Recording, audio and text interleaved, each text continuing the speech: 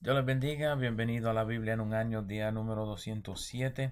Estamos en el libro de Nehemías y vamos a estar considerando en el día de hoy los capítulos 4, 5 y 6. El capítulo 4 comienza con una breve descripción del oprobio de los judíos por Sanballat y Tobías, aunque Gesem el árabe probablemente atribuyó al oprobio. Noten en el primer verso que Sanballat se enfurece al ver que el pueblo de Judá estaba reedificando los muros.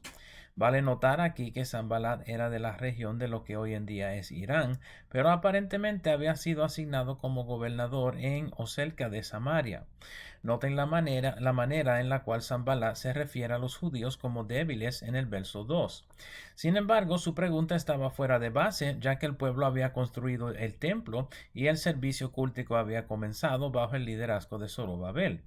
No obstante, sus palabras indican la dificultad del pueblo, cual regresó a Jerusalén, y afirman las palabras de Hanani a Nehemías en el primer capítulo. Tobías se une a la crítica en el verso 3, diciendo que los judíos no sabían construir y que el muro no era ni lo suficiente seguro como para una zorra caminar sobre él. En los versos 4 y 5, Nehemías parece interponer sus pensamientos o una oración actual a Jehová en respuesta a lo que Sanballat y Tobías hacían. Noten en el verso 6 que el muro se termina hasta la mitad de su altura. La altura de los muros en Jerusalén se piensa haber sido de unos 12 pies, indicando que a este tiempo de la historia solo habían erigidos los primeros 6 pies de altura. Sin embargo, era lo suficiente como para provocar la ira de sus enemigos, y en los versos 7 y 8 determinan unirse los enemigos de Jerusalén para atacar la ciudad. El motivo de su ira es que los portones de la ciudad ya se estaban comenzando a cerrar de noche y temían que el pueblo judío se fortaleciera. Sin embargo, Nehemías informa por judíos quienes vivían entre todos los pueblos ajenos, hasta 10 de algunos lugares, en cuanto a los planes que se estuvieron haciendo para subir contra la ciudad. Por lo tanto, Nehemías fortalece algunos lugares del muro con hombres armados, mientras que prepara un ejército improvisado para salir al encuentro a sus enemigos. Nehemías les dice que no teman porque Jehová estaba con ellos. No obstante, el pueblo no tuvo que pelear contra sus enemigos, ya que estos se desbandaron al ver que los judíos estuvieron al tanto de sus lugares y maneras de ataque, previniendo un ataque coordinado. Al ver que sus enemigos se retiraron de la ciudad, Nehemías mantiene armado a los hombres de la ciudad, con la mitad velando con lanzas, mientras que la otra mitad trabajaba en el muro.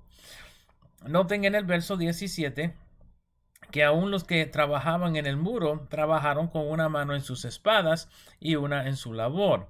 Inicialmente los oficiales de la ciudad se habían quejado con Nehemías, diciendo que los que acarreaban las piedras del muro estaban cansados y el escombro era demasiado para seguir construyendo. Sin embargo, al ver el reto a su seguridad, tomaron ánimo y se esforzaron para terminar la obra. Mientras los hombres de Judá edificaron el muro, Nehemías tuvo centinelas alrededor de la ciudad, y quienes tocaran trompeta en caso de un ataque.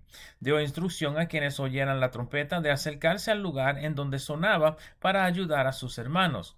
El capítulo termina con la mención de que aún los criados se quedaban dentro del muro de noche, mientras que se aseguraban las puertas de la ciudad, y que ninguno de los hombres se desnudaba para dormir, sino solo para bañarse. Estuvieron prestos para defender la ciudad durante toda la noche y durante todo el día.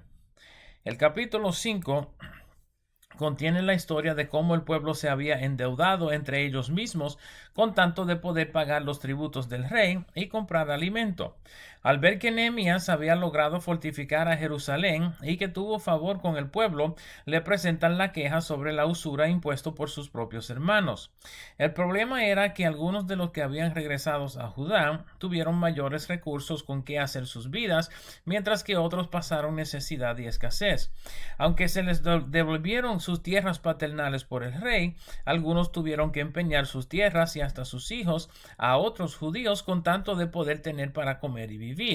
El mayor problema, sin embargo, era la usura que les era cobrado por sus hermanos, de manera que algunos de sus hijos ya estaban esclavizados a otros judíos porque sus padres no podían pagar lo suficiente como para sacarlos de su servidumbre. Al escuchar esto, Nehemías se enoja en gran manera con el pueblo. Nehemías convoca a todos los nobles y pudientes y los reprende por sus hechos. Les explica que muchos de ellos habían hecho lo necesario como para rescatar a sus hermanos de su cautiverio, indicando que probablemente tuvieron que pagarle algún dinero al imperio por su libertad, y ya se mencionó que le pagaban tributo al rey. Ahora, los mismos hebreos se estaban esclavizando los unos a los otros por motivo de dinero. Se acordarán de nuestra lectura del Pentateuco que la ley explícitamente prohíbe la usura sobre los pobres. Pueden ver Éxodo 22, 25 al 27, Levítico 25, verso 35 o Deuteronomio capítulo 20, verso 19 sobre eso. Que los nobles y pudientes estuvieran haciendo esto con los pobres demostraba una falta de sometimiento primeramente a la ley de Jehová, como también a las enseñanzas de Esdras, quien estuvo trabajando para establecer conocimiento de la ley.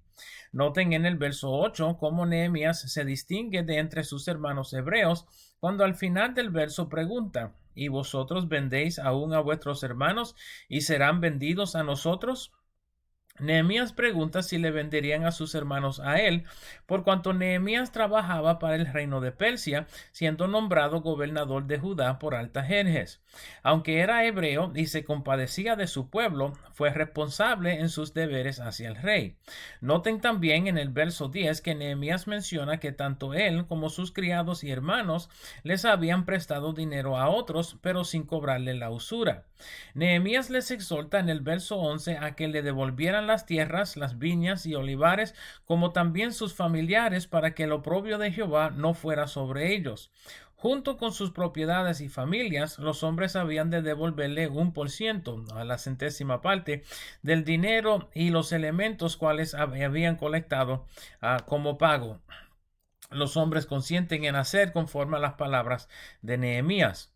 Nehemías termina el capítulo hablando acerca de su propio sentir y acciones en cuanto al pueblo. Menciona que aunque era gobernador del pueblo, con derecho a exigir tributo, el pan del rey mencionado en este capítulo, del pueblo, no lo hizo durante sus 12 años de gobernante. También menciona que edificó su parte del muro, aunque no compró heredad en la ciudad. Finalmente menciona el cuidado que tuvo de los de la ciudad, mencionando que alimentaba a 150 judíos y oficiales en su mesa mientras fuera gobernador de la ciudad. Esto nos indica que Nehemías se hubiese hecho rico trabajando por el rey y que el rey lo favoreció con bienes al asignarlo como gobernador de Judá. El capítulo 6 regresa al enfoque a Sanballat y Tobías y a Gesem. Comienza con la invitación a Nehemías de encontrarse con ellos en Ono para hablar. Sin embargo, Nehemías apercibe que tramaban en su contra para su mal y les manda a decir que no puede descender a ellos por cuanto está trabajando en una obra muy importante. Luego de 4 veces haciendo esto, le envían a un siervo con una carta abierta, indicando que la carta fuera leída frente al pueblo. La carta indicaba que se había escuchado decir que los judíos pensaban rebelarse contra el rey Artajerjes y que los profetas anunciaban que Nehemías sería rey en Jerusalén. Por esto era que edificaban el muro de la ciudad, según Sanballat y Tobías.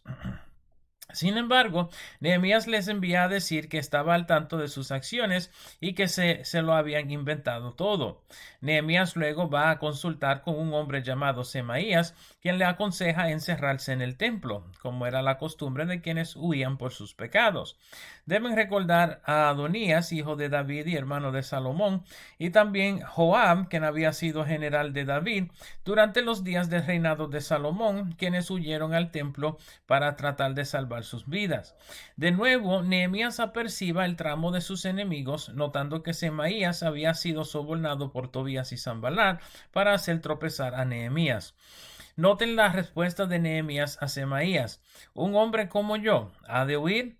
Nehemías no había hecho nada incorrecto y por lo tal iba a mantener su dignidad enfrentando las amenazas de sus enemigos de frente. Mientras tanto, Nehemías termina el muro en el verso 15, solo 52 días luego de haberlo comenzado. Al ver que el muro se terminó, todos sus enemigos se atemorizaron y se sintieron humillados por no poder impedir la obra en Judá. El capítulo termina con la mención de la conexión de Tobías con habitantes de la ciudad, siendo que el hijo de Tobías se había casado con la hija de Mesulam, hijo de Berequías. Deben recordar de nuestra lectura en Esdras que Mesulam se opuso a Esdras en su orden de despedir a las mujeres extranjeras, cuales habían escogido por esposa. En este instante, Mesulam se dispone con Tobías para permitir que sus cartas se divulgaran por la comunidad, intimidando a los judíos y residentes. Estos han sido los capítulos 4, 5 y 6 del libro de Nehemías. Espero el video les sea de provecho y nos veremos por esta parte otra vez mañana. Dios me los bendiga, Dios les guarde.